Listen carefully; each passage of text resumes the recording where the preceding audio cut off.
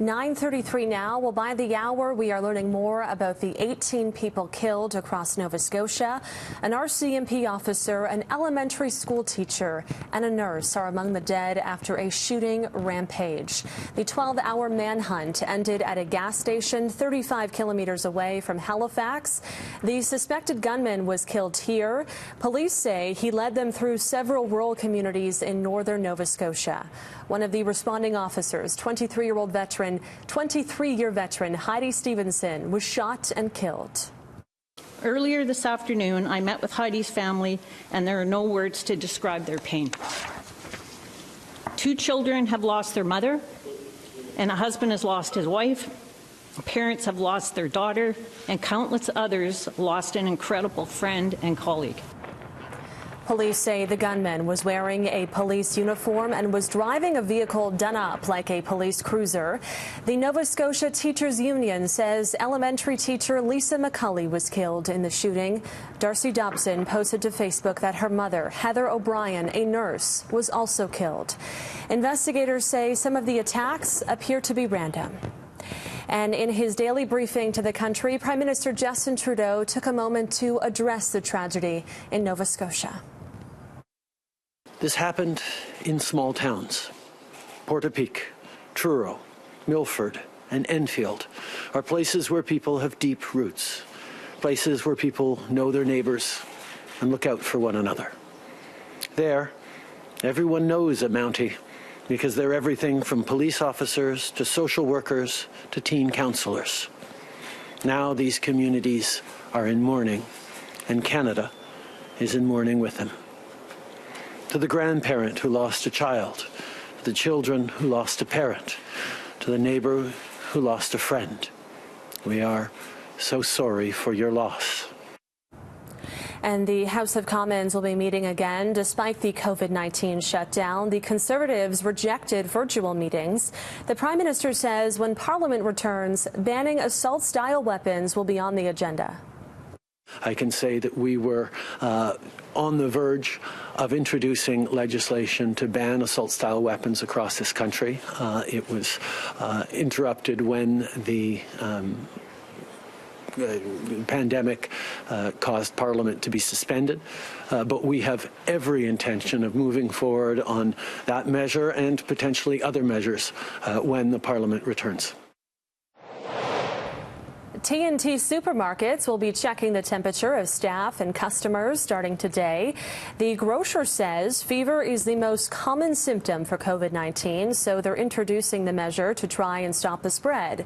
The temperature checks are optional. Employees will use a device that does not touch the forehead. The move will reportedly happen at stores across the country, including 4 outlets in Vancouver. Well, if you're flying anywhere, don't forget to pack your face mask. As of today, people going through Canadian airports will need something to cover their mouth and nose. The measure is one of the latest to be introduced in an effort to slow the spread of COVID-19. On Friday, Canada's Minister of Transport said anyone who can't demonstrate they have a necessary non-medical mask or face covering during the boarding process will not be allowed to continue on their journey. In the U.S., President Trump has been talking about reopening parts of the economy for weeks now, and today, some businesses in Texas and Vermont are allowed to start up again, while Montana is expected to lift lockdown restrictions on Friday.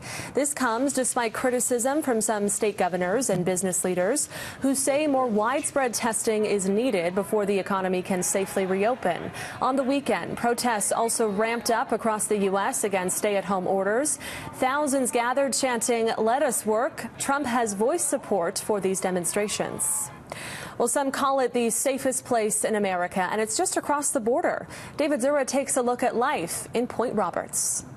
Most of us are used to crossing the border weekly, if not on a daily basis, but it's one of those things where you just kind of sit tight and obey the rules and go from there. What's it like living right now for people in Point Roberts? It's not a big town at just over 1,300 people, but it is unique. The peninsula, it's built on jets out from southern British Columbia right past the Canadian border into the United States. Where I'm standing now is still Tsawwassen in Canada, but as you can see, this quiet neighborhood street does come to an end. That's because right beyond that yellow border is the USA. In fact, right over there you can see a U.S. Customs Guard, and if I actually wanted to go there, I would need to either fly, take a boat, or cross at the land crossing, which right now is reduced to just essential travel only. There's not the action at the fuel dock and the hustle and bustle of people coming in and out of the office. Teresa lives in Point Roberts and manages the Point Roberts Marina Resort. She says there are usually around 1,000 crossings daily at the border, but tells us that number has dropped to about 100. As a result, she says the town has become very quiet. It really is, with the borders closed, it is just the permanent residents that are here. Just this week, the isolated community got a nod from Good Morning America for being the safest place in the country since Point Roberts has not had any recorded cases of COVID-19. Everyone kind of looks around and says, yeah, we are the safest place in America. 3 sides of Point Roberts is water, and then we have the international border up against Tsawwassen or BC on the north side. So we are very protected. I see people doing great things for each other here in this community. Town Fire Chief Christopher Carlton describes his community as resilient and says local border services also deserve some credit for keeping the town safe. They're doing an incredible job of making sure that people are coming and going that only have essential travel. I think that's helping protect our community. Everybody's been reaching out to everybody and helping their neighbors to the best degree possible while still protecting themselves. He and Teresa agree. Aside from essential travel, which residents are able to make, Point Roberts is well equipped to look after its full-time residents.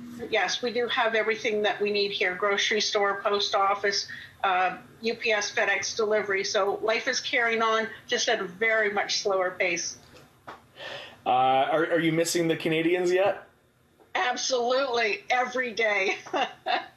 In Tsawwassen, David Zura, City News.